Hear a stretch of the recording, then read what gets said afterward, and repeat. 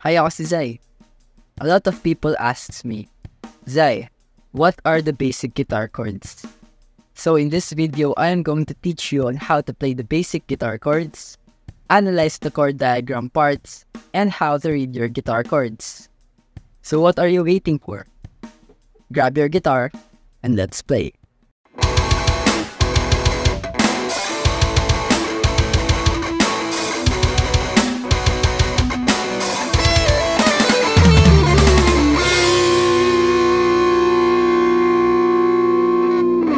So first thing na dapat ninyong malaman is paano nga ba mag-analyze ng parts ng isang chord diagram. So I'll be putting a chord diagram here para makita nyo kung ano-ano nga ba yung mga parte ng isang chord diagram. So first thing na makikita natin sa ating chord diagram is yung mga horizontal line, gaya nito, which represents our guitar frets. Yung mga bakal na nakakabit sa ating fretboard, ayan yung nire-represent ng ating chord diagram which has the horizontal lines. So kung hindi pa kayo masyadong familiar sa mga terms na ginagamit ko, you can also watch my video kung saan diniscuss ko yung bawat parts ng isang gitara. So yung mga horizontal lines na yan yung magsisilbing guide natin kung saan natin ilalagay yung mga daliri natin para makabuo tayo ng guitar chord. And ilalagyan din ng numbers para malaman natin kung saan at pang ilang fret ang gagamitin natin. So, second thing na mapapansin natin sa ating chord diagram is yung mga vertical line, which represents our guitar strings. So, meron tayong two ways kung para natin i-analyze ang ating mga guitar strings. Number one is yung traditional way, which is yung numbering. Parang ganito. Number 1, 2, 3, 4, 5, and then 6. So, note lang po, ang pag-a-analyze ng strings using numbering process is from the thinnest to the thickest. So, second type ng pag-analyze ng ating mga guitar strings is with the use of letters. So, madalas na ginagamit to kapag kapwa mo musikero yung kausap mo or mga taong maalam sa mga musical instruments, especially sa gitara. Ang ginagamit nilang process is from the top. Ganito yun na. De joke lang. So, ang ginagamit nilang process is from the top to the bottom. So, ang pagbabasa nila ng mga guitar strings nun is parang ganito. E, A, B, G, B, E. So, kung hindi nyo masyadong nakita, pwede naman siyang tingnan dito sa chord diagram na ginawa ko. And, last but not the least, ang pinakahuling bagay na mapapansin natin sa ating chord diagram is yung mga dots between the frets. Ayan yung magsisilbing finger placement natin kung saan natin ilalagay yung mga daliri natin para masunod natin ang isang guitar chord. So ngayon, move on na tayo sa main topic ng ating video, which is the basic guitar chords.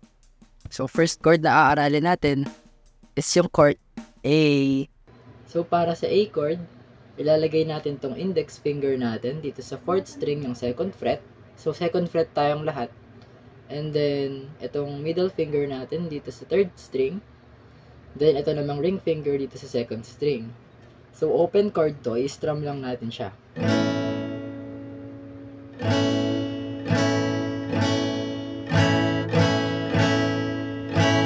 So, ganun dapat yung magiging tunog niya kapag ginawa niya yung A chord. Check nyo na lang din tong chord diagram dito. Dito siya. Ayan, dyan. Para mas maintindihan nyo kung saan nga ba talaga nilalagay yung daliri. Now, punta naman tayo sa chord C. Then, para naman sa chord C, ilalagay natin tong index finger natin dito sa 1st fret ng 2nd string. Ayan. Then, itong middle finger natin dito sa 4th string ng 2nd fret. Ayan. Then, itong ring finger dito sa 5th string ng 3rd fret. So, ganito dapat yung magiging tunog niya.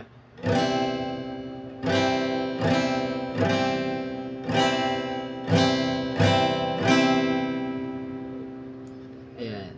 So, ganoon ulit. If hindi nyo masyadong maintindihan, check nyo tong chord diagram. Now, tapos na tayo sa letter C. Punta naman tayo sa chord D.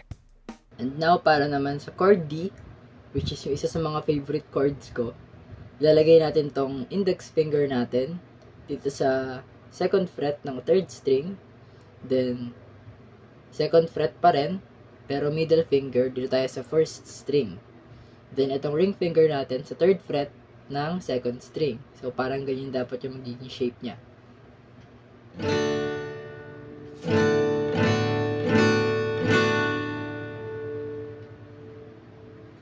And after ng chord D, let's move on to chord E. And punta naman tayo sa fourth chord, which is yung chord E. So ilalagay natin tong index finger natin dito sa first fret ng third string. And then middle finger, dito naman tayo sa fifth string ng second fret. And then ring finger, second fret pa rin, pero fourth string. Ayan. So pag in-strum natin siya, dapat ganito yung tunog.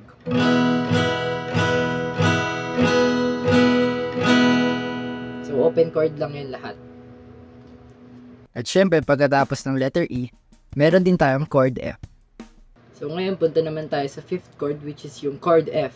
So yung chord F na to, ito yung chord na walang bar, kasi yung isang chord F na paganto, yan yung F sharp. So yung F chord na basic lang is paganto lang siya.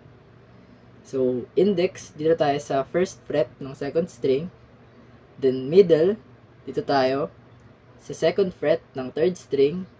And then ring finger, dito tayo sa third fret ng fifth string. And then yung pinky finger naman natin, dito naman sa fourth string ng third fret. So all in all, ganito siya. So para lang siyang C, pero binaba mo lang, tapos nilagyan mo ng isa pang note. So ganun.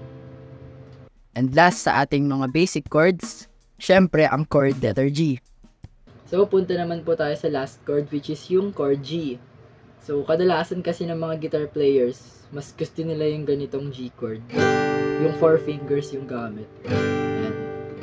Ako ganito rin yung ginagamit ko minsan. Pero yung basic chord po talaga na G is paganto lang siya. So ilagay natin tong ring finger dito sa first string ng third fret. Ayan. And then itong middle finger dito sa sixth string ng third fret. And then itong index natin, lagay natin siya dito. Yan. Then sa fifth string ng second fret. So all in all, ganito lang siya. Mas maganda kasi pakinggan yung ganitong G. Yan. Pero okay na naman yung ganito. Para, di ba, basic. At dito na po nagtatapos ang ating video about basic guitar chords, and I hope meron po kayong natutunan. And sa mga beginners dyan, alam kong masakit na sa kamay, pero kasama po yan sa proseso para matuto tayong mag-gitara. And road to 200 subscribers na tayo. Once again, ako si Zai, keep playing, keep grooving.